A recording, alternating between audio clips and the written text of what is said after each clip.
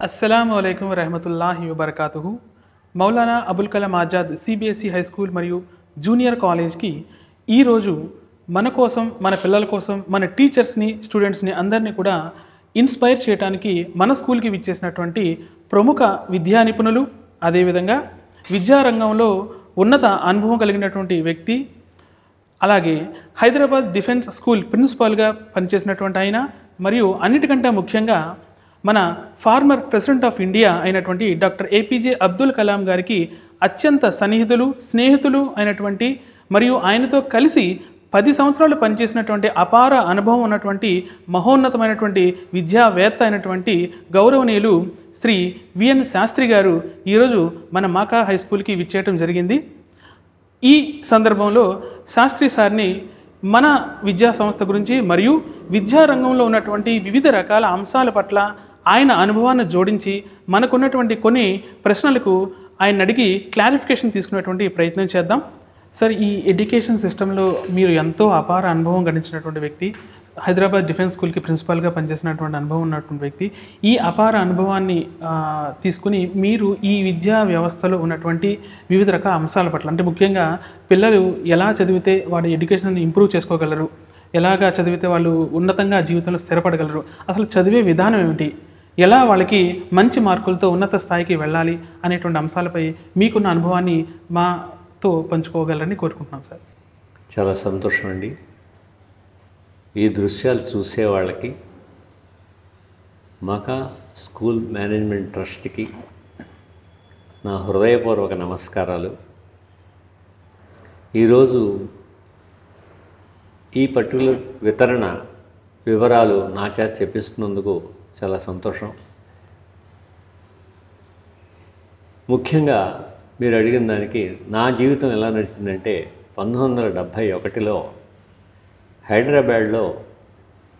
Hyderabad public school అని ఉంది. అప్పట్లో దాన్ని జాగీర్దార్ కాలేజ్ అనేవారు. ముఖ్యంగా జాగీర్దార్ యొక్క, నవాబుల యొక్క పిల్లలు చదివే స్కూల్ అది. చాలా డిసిప్లిన్గా ఉండేది, చాలా రూల్స్ అండ్ రెగ్యులేషన్స్ బాగుండేవి. ఆ తర్వాత ఇప్పుడు ఆ పబ్లిక్ స్కూలు అందరికీ ఓపెన్ చేశారు.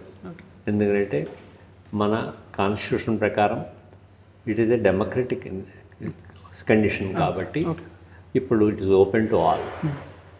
అక్కడి నుంచి నేను అటామిక్ ఎనర్జీలో నాకు కెమిస్ట్రీ లెక్చరర్గా వస్తే ఒక 10 ఇయర్స్ చేశాను. అక్కడి నుంచి ఒక 10 ఇయర్స్ డిఫెన్స్ స్కూల్ అని కాంచన్బాగ్లో ఉందండి. అక్కడ నా అదృష్టం కొద్దీ డాక్టర్ ఏపీజే అబ్దుల్ కలాం గారితో, ఆయన డైరెక్టర్ అండి కంపెనీకి, డిఫెన్స్ కంపెనీకి. అబ్దుల్ కలాం గారితో నాకు సాన్నిహిత్యం ఏర్పడింది. నేనేమి అంత స్నేహితుడిని కాదు, బట్ ఆయన నాకు చాలా సపోర్ట్ ఇచ్చారు. ఆ ఇన్స్టిట్యూట్కి ప్రిన్సిపల్గా పనిచేస్తున్నప్పుడు పిల్లలకి ఏం కావాలి, పిల్లలకి దృక్పథంలో మనం ఏమేమి వాళ్ళకి అందించాలి, ఈ రకంగా నాకు చాలా విషయాల్లో ఆయన నాకు సహాయం చేశారు. మీరు అడిగిన దాన్ని బట్టి ముఖ్యంగా ఈరోజు పిల్లల్లో మెయిన్గా నాకు కనబడేది 2. ఒకటి, చదువుల్లో చదువు కోసం చదువుకోవట్లేదు ఎవరు. మళ్ళా చెప్తాను, చదువుల్లో చదువు కోసం ఎవరు చదవట్ల. పరీక్షలంటే చదువుతున్నారు, అంటే పరీక్షల కోసం మాత్రమే తయారవుతారు. ప్రతి విద్యార్థి, ఇందాక అసెంబ్లీలో పిల్లలతో మాట్లాడినప్పుడు, ఒరే నాయనా, మీలో చాలా తెలివితేటలు ఉన్న పిల్లలు ఉన్నారు, మీ తల్లిదండ్రులు మాకా ఎడ్యుకేషన్ స్కూల్లో చేసినందుకు సంతోషించండి, వీళ్ళు మీకు ఇంకా పదును పెట్టబోతున్నారు. మీలో చాలామంది కలాంలు ఉన్నారు, మీ యొక్క గొప్పదనం మీకు తెలియదు, దాన్ని అంతటినీ బయటికి తీసుకురావడానికి మాకా మేనేజ్మెంట్ కృషి చేస్తుంది, దాన్ని అభినందించాలి మనం ఇండైరెక్ట్గా. ముఖ్యంగా చదువులో మీరు ఎక్కువ అండర్స్టాండింగ్ మీద ఎక్కువ వెళ్ళండి. ప్రతి విషయాన్ని కూలంకషంగా తెలుసుకుని, ఎందుకు, ఎప్పుడు, ఎలా, ఏ విషయం చెప్పినా సరే టీచరు ఎందుకు, ఎప్పుడు, ఎలా, ఆ పరిశోధనాత్మకమైనటువంటి దృష్టితో మీరు ప్రతి విషయాన్ని నేర్చుకుంటే మీకు సబ్జెక్ట్ మీద శ్రద్ధ వస్తుంది. ముందు లవ్ ఏర్పడుతుంది, ప్రేమ ఏర్పడుతుంది ఆ సబ్జెక్టుల మీద. లేదు రేపు పరీక్షరా అంటే ఇవాళ పుస్తకం ఓపెన్ చేసి చదవడం అనేది పద్ధతి కాదు. మకా మేనేజ్మెంట్ ఆ ప్రయత్నంలోనే నన్ను తీసుకొచ్చారు. మా పిల్లలకి ఇలాంటి ఎడ్యుకేషన్ కావాలి కానివ్వండి, బట్టి కొట్టించి ఏదో ప్రశ్నలు జవాబులు రాయించి ప్రోగ్రెస్ రిపోర్ట్లో 100కి 90 చూపించి పేరెంట్స్ని మోసం చేసేటువంటి సిద్ధాంతం మాది కాదు. పిల్లల్లో ముఖ్యమైనటువంటి అకాడమిక్ వాల్యూస్ అంటే ముఖ్యంగా సబ్జెక్ట్ విషయాల్లో వాళ్ళకి ఎట్లా వెళ్ళాలి, మా టీచర్లు ఎలా బోధించాలి అని చెప్పి అడిగారండి. అప్పుడు వాళ్ళందరికీ టీచర్లకి చెప్పాను, ప్రతి విషయాన్ని పిల్లలు ఆనందపడేలా మీరు పాఠం చెప్పండి. ఆఖరికి లాంగ్వేజెస్ అయినా సరే పిల్లలు ఆనందించాలి. మీరు ఏదో దులిపేశాను, బోర్డు మీద రాశాను, అయిపోయింది అంటే కుదరదు. ఏ విషయమన్నా ఉంటే ఆ విషయాన్ని పాపం పిల్లలు ఏమి మిమ్మల్ని అడగకపోవచ్చు, భయపడచ్చు. వాడు అడగకపోయినా వాడికి ఈ విషయం తెలియాలి అని మీ మైండ్లో రావాలి, వచ్చి ఆ విషయాన్ని వాడికి తెలిసేలా చెప్పండి. అంతేగాని πr² is the area of the triangle, వృత్తం యొక్క వైశాల్యానికి ఫార్ములా వాడరా πr² అని చెప్పడం తప్పు. అది వాడంతా వాడు తెలుసుకునేలా చేయడం గొప్ప. అది చేయాలి టీచర్. ఆ దృష్టితో వెళ్ళాలి మాకా స్కూల్ టీచర్లందరూ రేపటి నుంచి. మార్కులు 100కి 95 98 చూపించడం కష్టం కాదు. ఓ 10 క్వశ్చన్ ఆన్సర్స్ ఇచ్చి బట్టి కొట్టించి వాళ్ళ చేత రేపు అవే క్వశ్చన్స్ ఎగ్జామ్లో అడిగి అందరికీ బ్రహ్మాండంగా మార్కులు వస్తాయి, పేరెంట్స్ తప్పట్లు కొడతారు. అలాంటి క్రికెట్ మెథడ్స్ కానీ సింథటిక్ మెథడ్స్ కానీ మకా ఆర్గనైజేషన్ ఫాలో అవ్వదు అనేటువంటి అభిప్రాయం నాకు ఏర్పడింది కాబట్టి ఇక్కడ అడుగు పెట్టాను. అవునండి. తర్వాత ఇంకో గొప్ప విషయం, చాలామంది పిల్లల్ని నేను పొద్దున్న అడిగిన తర్వాత కొన్ని క్వశ్చన్లు ఏంట్రా, మంచి క్వశ్చన్ అడిగితే నేను చాక్లెట్ ఇస్తానన్నా. ఒక చాక్లెట్ అనుకున్నాను నేను. మీరు నమ్మండి నా జేబులో నుంచి 100 రూపాయలు ఇవ్వాల్సి వచ్చింది. దాదాపు 40 చాక్లెట్లు ఇవ్వాల్సి వచ్చింది. 40 క్వశ్చన్స్ వేశారు. ఎవరు? చిన్నపిల్లలు ఇంకా మంచి క్వశ్చన్స్ అడిగారు. 1, 2, 3, 4 క్లాసుల వాళ్ళు ఇంకా మంచి క్వశ్చన్స్ ఇచ్చారు, ఇంటర్మీడియట్ వాళ్ళకన్నా. నాకు చాలా ఆశ్చర్యం వేసింది. అంటే వాళ్ళల్లో ఆ సృజనాత్మకత అంటాను దాన్ని, అంటే ఇన్బిల్ట్ మెకానిజం, ఇన్సైట్ ఉంది. ఆ ఇన్సైట్ని మనం ఇగ్నైట్ చేయాలి. మీకు ఎలా అయితే వెహికల్ స్టార్ట్ చేసినప్పుడు స్విచ్ అయ్యగానే ఇగ్నిషన్ వస్తుందో, అలాంటి ఇగ్నిషన్ మీరు తీసుకొచ్చినప్పుడు పిల్లల్లో ఆ టైప్ ఆఫ్ దృక్పథం ఏర్పడి వాళ్ళంతటా వాళ్ళ మేధస్సు ఉంది. ఆ మేధస్సుని మనం కరెక్ట్ ప్రాపర్ డైరెక్షన్లో పెట్టడం మెకా వాళ్ళకే చెల్లుతుంది 100కి 100 పాళ్ళు. ఒక అమ్మాయిని గేటు దగ్గర పొద్దున్న, అమ్మాయి ఎవరో నాకు తెలియదు, 8వ క్లాస్ అమ్మాయి, నేను ఊరికి అట్లా వెళ్ళాను, లంచ్ చేసి అలా వెళుతూ పిల్లలతో మాట్లాడటం నాకు ఇష్టం. ఆ 8th క్లాస్ అమ్మాయిని ఫాదర్ తీసుకెళ్తున్నాడు. ఫాదర్ ఎదురుగుండానే అడిగా, ఏమ్మా నీకు స్కూల్ ఇష్టమైనా బాగుందా? బాగుంది సార్, ఐ లైక్. హిందీలో చెప్పింది. బహుత్ అచ్చా హై సాబ్ అంది. వెరీ గుడ్ అమ్మా. నీకు ఏ టీచర్ ఇష్టం? హమ్కో సబ్ టీచర్స్ అచ్చా హై అందండి. ఇది ఆమె చెప్పిన జవాబు. అలా కాదమ్మా, అందరిలోకి నీకు ఏ టీచర్ ఇష్టం? లేదు వయసానా ఇది సబ్ టీచర్స్ అచ్చా హై హమ్కో అని నాకు హిందీలో చెప్పింది. ఆ అమ్మాయి అరబిక్ మీడియం అనుకుంటా. కానీ అలాంటి ఆన్సర్ చెప్పింది ఒక అమ్మాయి. నేనెవరో అమ్మాయికి తెలియదు, నేను చెప్పించలేదు. ఆ అమ్మాయి ఎవరో నాకు తెలియదు, నేను ఆవిడకి అమ్మాయికి తెలియదు. ఆ తర్వాత చెప్పా పేరెంట్కి, నేను ఇలా రిటైర్డ్ ప్రిన్సిపాల్ అయ్యా అని చెప్పాను అనమాట. ఇది మన దృక్పథంలో చేంజ్ వీళ్ళు తీసుకొస్తున్నారు ఈ జిల్లాలో. వీళ్ళంతా నిజంగా అభినందించదగ్గ విషయమే.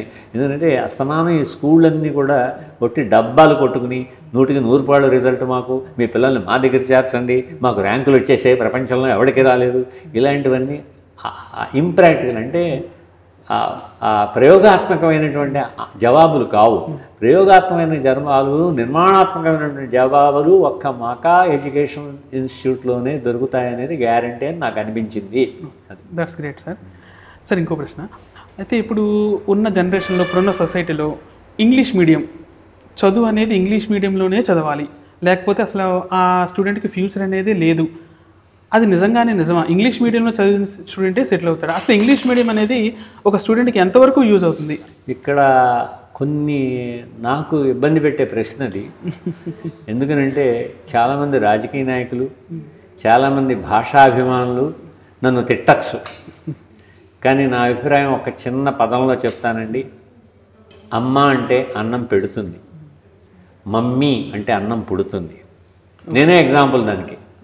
నాకు ఇంటర్వ్యూ అయినప్పుడు 1971లో వాళ్ళు అడిగిన ప్రశ్నలకి ఇంగ్లీష్లో జవాబు చెప్పే కాబట్టి నన్ను సెలెక్ట్ చేశారు. దాన్ని నా మొహం చూసేవాడు. ఓకే, ఒప్పుకుంటాం. జర్మనీ, జపాన్లో మరి వాళ్ళ ఓన్ మదర్ టంగే కదా అన్నింటిలోనూ, ఇంజనీరింగ్. ఓకే, నిజమే. కానీ వాళ్ళకి అన్ఎంప్లాయ్మెంట్ లేదే. మరి అన్ఎంప్లాయ్మెంట్ ఉంది, అన్నం ఎవడు పెడతాడు నాకు? అర్థమైనా ఇప్పుడు నా పర్సనల్ అండి, నా పర్సనల్ ఒపీనియన్ ప్రకారం ఇంగ్లీష్ మీడియం నేర్చుకున్నవాడు ప్రపంచంలో ఎక్కడైనా చదువుబడవుతాడు, గ్యారంటీ. ఎందుకనంటే నా ఓన్ పీపుల్ స్టూడెంట్స్ ఉన్నారు, ఎగ్జాంపుల్స్ లక్షలు ఇవ్వగలను, హండ్రెడ్స్ ఇవ్వగలను.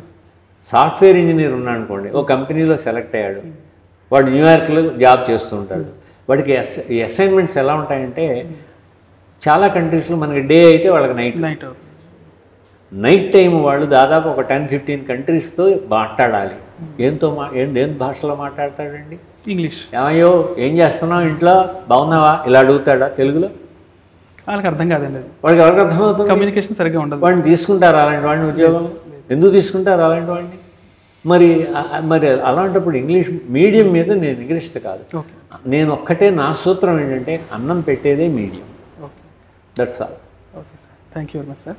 అలాగే ఇప్పుడున్న ఎడ్యుకేషన్ సిస్టంలో పేరెంట్స్ అయినా కోరుకునేది, టీచర్స్ అయినా, స్టూడెంట్స్ అయినా ఫీల్ అయ్యేది ఒకటే. మీరు ఇందాక అన్నట్టుగా ర్యాంక్స్, మార్క్స్, పర్సంటేజ్లు ఇవి. మరి ఈ ర్యాంక్స్, మార్క్స్, ఈ పర్సంటేజ్లు ఇవి సాధించే క్రమంలో చాలామంది స్టూడెంట్స్ బాగా విపరీతమైన స్ట్రెస్కి ఫీల్ అవుతున్నారండి. అటు శారీరకంగాను మానసికంగాను బాగా ఒత్తిడికి లోనవుతున్నారు. మరి ఈ విధంగా ఇంత స్ట్రెస్లో పిల్లల మానసిక శారీరక ఆరోగ్యాన్ని బ్యాలెన్స్ చేసుకుంటూ ఎలా ముందుకు వెళ్ళాలి? అదే నాకు చాలా బాధాకరమైన విషయం అండి. నాకు కూడాను చాలా స్కూల్స్లో, ప్రైవేట్ కానీ గవర్నమెంట్ కూడాను, 2వ క్లాసు 1వ క్లాసు చదివే పిల్లలండి పాపం వాడు బరువు 7 కేజీలు 10 కేజీలు ఉంటుంది, బ్యాగ్ బరువు 20 కేజీలు ఉంటుందండి. ఎవడు కనిపెట్టాడు ఈ విధానం ఏంటి? దీని గురించి ఆలోచన వాడు ఒక్కడు లేడా? పసిపిల్లల్ని చూసినా మీరు గ్రహించరా? అమ్మ నువ్వు ఎందుకు ఇన్ని పట్టుకెడుతున్నావు బుక్స్ అంటే, లేదు సార్ మా టీచర్లు అందరూ ఈ బుక్కులు అడుగుతారు సార్, బుక్కులన్నీ ఉండాలి సార్ మా దగ్గర, అడుగుతున్నారండి. ఇలా చెబుతున్నారు జవాబు. అంటే మన ఎడ్యుకేషన్ విధానంలో ఏం చేసాము? అస్తమానం బుక్కులు, ఎగ్జామ్స్, ఇదంటేనే చదువు అనేటువంటి అభిప్రాయాన్ని మనం కలిగ చేసినటువంటి ఒక దుష్ట ఆలోచన. ఎగ్జామ్స్ ఉండక్కర్లేదు అంటలేదు, కాకపోతే ఎగ్జామ్స్ సెకండరీ. ప్రైమరీ ఏంటంటే వాళ్ళు లెర్నింగ్ జరిగిందా లేదా, తల్లిదండ్రులు కూడా అది చూడండి. మీ అబ్బాయి కెపాసిటీ చూడండి, కానీ ప్రోగ్రెస్ రిపోర్ట్లో 90 వచ్చాయా, 100కు 100 వచ్చాయా, పక్కవాడికి ఎంత వచ్చింది, వీడికి ర్యాంక్ వచ్చిందా, ఈ ర్యాంకులు గీకులు అనవసరం అండి. మీ పిల్లడి యొక్క కెపాసిటీ చూడండి. తుమ్మ చెట్టు స్ట్రాంగ్ ఉంటుంది, చిన్న కొమ్మ. అదే మునగ చెట్టు ఇంతలా ఉన్నా స్ట్రాంగ్ ఉండదు, ఉపయోగం ఏం లేదు. ఇంతలా ఉంటుంది మునగ చెట్టు, ఉపయోగం లేదు. తుమ్మ చెట్టు ఎంత గట్టిగా ఉంటుందో, గట్టిదనంతో పోలిస్తే ఎంత గట్టిగా ఉంటుందండి. ఆ గట్టితనం పిల్లల్లో ఉండాలి. అంటే లెర్నింగ్ జరిగి ఉండాలి, కానీ ఎంత మార్కులు వచ్చాయి, ఎంత ర్యాంకులు వచ్చాయి పక్కన పెట్టండి. ప్రతి వాళ్ళు లెర్నింగ్ ఎప్పుడైతే జరుగుతుందో, ఎప్పుడైతే వాళ్ళ కెపాసిటీస్ ఇంక్రీజ్ అవుతాయో, పాస్ వాళ్ళకి నథింగ్, ఎగ్జామ్స్లో పాస్ అవడం నథింగ్ వాళ్ళకి. అది నా అభిప్రాయం. Yes sir, yes sir, I agree with you sir also. Thank you very much sir. అయితే నెక్స్ట్ ఇంకో ప్రశ్న, పిల్లల్లో మానవతా విలువల్ని ఎలా పెంచాలి అనేది చాలా భలే ప్రశ్న అడిగారండి. నాకు చాలా సంతోషం. ఇది నాకు వ్యక్తిగతమైన విషయం. ఇది ఒకప్పుడు నాకు పెద్ద తెలిసేది కాదు. ఒక 8 years బ్యాక్ CBSE ఇది పరిచయం చేసిందండి. వాటిని విలువలు, పిల్లల్లో విలువల్ని పెంపొందించాలి అని చెప్పి CBSE పరిచయం చేసి దానికి మార్కులు కూడా ఇవ్వండి, ఇంటర్నల్ అసెస్మెంట్ పెట్టిందండి. ఇప్పుడు ఎందుకో అది తీసేశారు. కానీ ఏ పాఠశాలకు నేను వెళ్ళినా నా సెషన్ అయిపోయాక ఒక 15-20 minutes పిల్లల్లో నైతిక విలువలు పెంచండి అని చెప్తూ ఉంటాను. ఇలాంటి వాటిలో కుటుంబ వ్యవస్థ గురించి చెప్పండి, సమాజ గురించి చెప్పండి. సమాజంలో ఒక మతానికి ఇంకో మతానికి వైషమ్యాలు ఉండకూడదనేటువంటి భావన వాళ్ళలో రావాలి.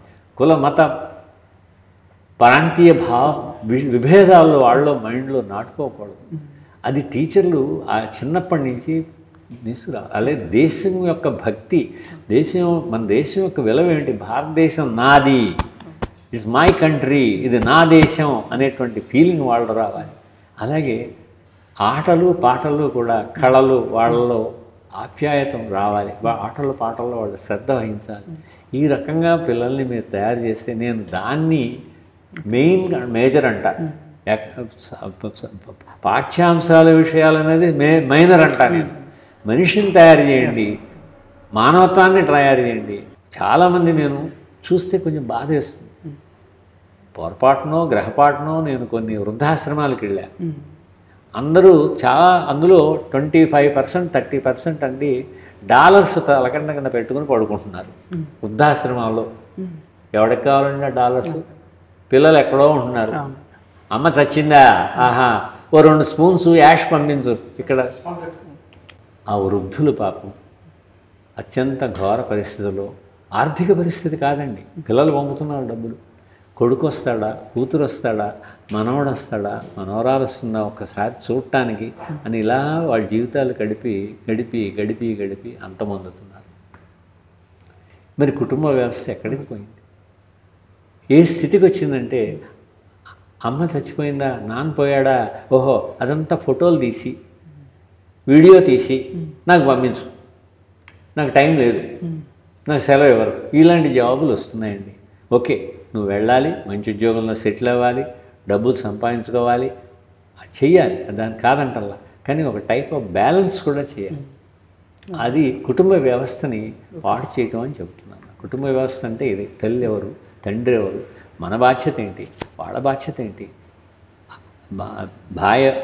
తమ్ముడు ఎవరు, అన్న ఎవరు, చెల్లెలు ఎవరు, ఇవన్నీ విషయాలు కూడా పిల్లల్లో మనం పరిచయం చేయాలండి. ఇవి చాలా మృగ్యం అంటే కనపడకుండా పోతున్నాయండి. అతి బాధాకరమైన విషయం మన దేశంలో. ఈ పరిస్థితి వస్తోంది అంటేనే బాధాకరమైన విషయం. ఏం చేసుకుంటారండి? వాడు ఎవడో 200 కోట్లు అల్మారాలో పెట్టుకున్నట్ట పట్టుకున్నారు ఏసీబీ వాళ్ళు. ఏం చేసుకుంటాడు 200 కోట్లు? తింటాడు రోజు 1 కోటి రూపాయలు? అర్థం లేదు, పర్థం లేదు. ఈ సంపాదనలకి, సంపాదించే వాళ్ళకి అర్థం లేదు. భగవంతుడు మనకి ఏమి ఇచ్చాడో దాంతో తృప్తి పట్టడం లేదు. అది నా యొక్క ఉద్దేశం. ఆ పిల్లల్లో విలువలు అన్నారు కాబట్టి ముందు ఈ విలువలు అసలు తెలియజేయాలి. అరే ఇలాంటివన్నీ ఉన్నాయిరా అని చెప్తేనే వాడికి తెలిసే పరిస్థితి వచ్చింది మనకి. అర్థమైందండి? అది. Okay sir, thank you very much sir. మీకున్న బిజీ షెడ్యూల్లో మా కోసం, మా స్టూడెంట్స్ కోసం ఇక్కడికి వచ్చేసి ఈ విద్యా రంగంలో, విద్యా వ్యవస్థలో ఎన్నో అనుభవాలను మీరు మాతో షేర్ చేసుకుని మా పిల్లల్ని, మా టీచర్స్ని, మమ్మల్ని అందరినీ కూడా ఇన్స్పైర్ చేసినందుకు thank you very much sir. నమస్కారం అండి. Thank you. మాకా ఎడ్యుకేషన్ ఇన్స్టిట్యూట్ వాళ్ళకి, మీకు అందరికీ నా కృతజ్ఞతలు. ధన్యవాదాలు.